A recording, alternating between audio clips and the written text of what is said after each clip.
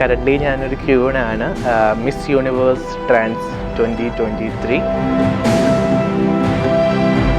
എനിക്ക് ആഗ്രഹമുള്ള എൻ്റെ വസ്ത്ര സ്വാതന്ത്ര്യത്തിൽ ഞാൻ പോയ ദിവസം നേരെ ഞാൻ ചെന്നിറങ്ങുന്നത് എൻ്റെ അമ്മയുടെ മുന്നിലാണ്.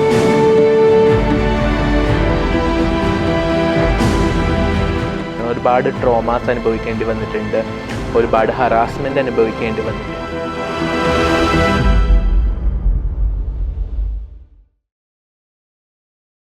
ഹായ് ടോൾ, ഇന്ന് നമ്മുടെ കൂടെ ഉള്ളത് തീർത്ഥ മാം ആണ്. മാമിനെ കുറിച്ച് പറയുകയാണെങ്കിൽ മാം ഒരു ആക്ടിവിസ്റ്റ് ആണ്, അപ്പോൾ തന്നെ ജീവിതത്തിലെ പ്രതിസന്ധികളെ തരണം ചെയ്തൊരു വ്യക്തിയാണ്. മാം, എന്തൊക്കെയുണ്ട് വിശേഷം? സുഖമായിട്ടിരിക്കുന്നോ? എല്ലാവർക്കും നമസ്കാരം. നല്ല വിശേഷം, സുഖമായിട്ടിരിക്കുന്നു. മാം, ആദ്യം ഒന്ന് ചോദിച്ചോട്ടെ, എന്താണ് ക്യൂണിനെ പോലെയൊക്കെ വന്നു കൊടുക്കണേ? അത് കറൻ്റ്ലി ഞാനൊരു ക്യൂനാണ് മിസ് യൂണിവേഴ്സ് ട്രാൻസ് 2023 കർവി ടൈറ്റിൽ വിന്നറായിട്ടുള്ള വ്യക്തിയാണ് ഞാൻ. കർവി എന്ന് പറയുമ്പോൾ പ്ലസ് സൈസ് മോഡൽസിനെ പറയുന്നതാണ് കർവി എന്നുള്ളത്. ഓ, താങ്ക് യു മാം. ഫസ്റ്റ് തന്നെ കൺഗ്രാറ്റുലേഷൻസ്. മാം, സെക്സും ജെൻഡറും തമ്മിലുള്ള ഡിഫറൻസ് അത് എന്താണെന്നൊന്ന് വിശദീകരിച്ചൊന്ന് പറയാമോ? ഓക്കെ, നമ്മൾ പലപ്പോഴും സെക്സ് എന്നുള്ള വാക്ക് നമ്മൾ കേൾക്കുമ്പോൾ എല്ലാവരും സെക്സ് ആസ് എൻ ആക്റ്റാണ് പറയുന്നത്. അതായത് ഒരു ലൈംഗിക ബന്ധം എന്നുള്ള രീതിയിലാണ് പല സൊസൈറ്റിയിലുള്ള പല കൺസെപ്റ്റും. പക്ഷേ അതിലും അപ്പുറം സെക്സ് എന്നുള്ളത് നമ്മൾ ബയോളജിക്കലി ഐഡൻറ്റിഫൈ ചെയ്യുന്ന ഒരു ഫാക്ടറാണ്. ഇപ്പോൾ ഒരു വാക്കിന് തന്നെ പല അർത്ഥങ്ങളുണ്ട് എന്ന് പറയുമല്ലോ. ഇപ്പോൾ ഒരു വാക്കിന് തന്നെ ഡിഫറെൻറ്റ്, ഇപ്പോൾ ഒന്നിലധികമോ മീനിങ് ഉള്ള വാക്കുണ്ട്. അതുപോലെ തന്നെയാണ് സെക്സ് എന്നുള്ളത്. നമ്മളിവിടെ പറയുന്ന സെക്സ് എന്നുള്ളത് ഒരു കുട്ടി ജനിക്കുമ്പോൾ ആ കുട്ടിയുടെ ജനനേന്ദ്രിയം എന്താണോ, ആ കുട്ടിയുടെ ജനറ്റിയൽ എന്താണ്, അല്ലെങ്കിൽ ക്രോമസോംസ് എന്താണ്, അതനുസരിച്ച് നമ്മളെ അടയാളപ്പെടുത്തുന്നത്. അതായത് മെയില്, ഫീമെയില്, ഇൻ്റർസെക്സ്, അതാണ് നമ്മൾ സെക്സ്. അപ്പോൾ സെക്സിനെ നമ്മൾ ചുരുക്കി പറയുവാണെങ്കിൽ sex is A biologically identify factor. പിന്നെ ജെൻഡർ എന്ന് പറയുമ്പോൾ പലവർക്കുമുള്ളൊരു മിസ്കൺസെപ്ഷനാണ് സെക്സും ജെൻഡറും ഈക്വൽ ആണ് എന്നുള്ളത്. സെക്സ് ഞാൻ നേരത്തെ പറഞ്ഞു ബയോളജിക്കലി കൺസിഡർഡ് ആയിട്ടുള്ള ഒരു ഫാക്ടർ ആണെന്നുള്ളത്. ജെൻഡർ എന്ന് പറയുമ്പോൾ സോഷ്യലി കൺസിഡർഡ് ഫാക്ടറാണ്.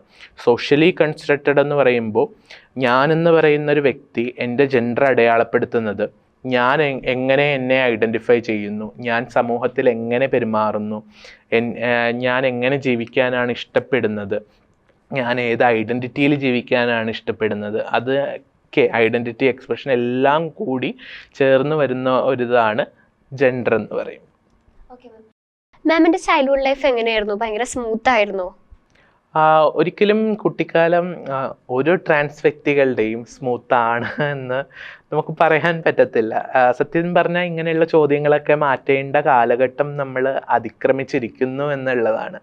കാരണം പണ്ട് തൊട്ടേ എല്ലാവരും പല ഇൻ്റർവ്യൂകളിലും ചോദിക്കുന്ന ഒരു ചോദ്യമാണ്, എന്തായിരുന്നു കുട്ടിക്കാലം, എങ്ങനെയായിരുന്നു, എന്താണ്. അപ്പോൾ എപ്പോഴും നമ്മൾ അതിൽ നിന്നൊക്കെ മാറി ചിന്തിച്ചുകൊണ്ട് എൻ്റെ കുട്ടിക്കാലം പറയുമ്പോഴും എല്ലാവരും പറയുന്നത് പോലെ തന്നെ ഒട്ടും സ്മൂത്ത് ആയിരുന്നില്ല എന്നുള്ളത് തന്നെയാണ്. ഒരുപാട് ട്രോമാസ് അനുഭവിക്കേണ്ടി വന്നിട്ടുണ്ട്, ഒരുപാട് ഹറാസ്മെൻ്റ് അനുഭവിക്കേണ്ടി വന്നിട്ടുണ്ട്, എൻ്റെ ജെൻഡർ ഐഡൻറ്റിറ്റി കൊണ്ടുള്ള ഒരുപാട് ബുദ്ധിമുട്ടുകൾ അനുഭവിക്കേണ്ടി വന്നിട്ടുണ്ട്. അങ്ങനെയായിരുന്നു കുട്ടിക്കാലം, അത്ര സ്മൂത്ത് ആയിരുന്നില്ല. ട്രാൻസ്ജെൻഡർ കമ്മ്യൂണിറ്റീസിനെ നമ്മൾ പൊതുവെ സെക്സ് വർക്കേഴ്സ് എന്ന രീതിയിൽ ഇങ്ങനെ മാറ്റി നിർത്താറുണ്ട്.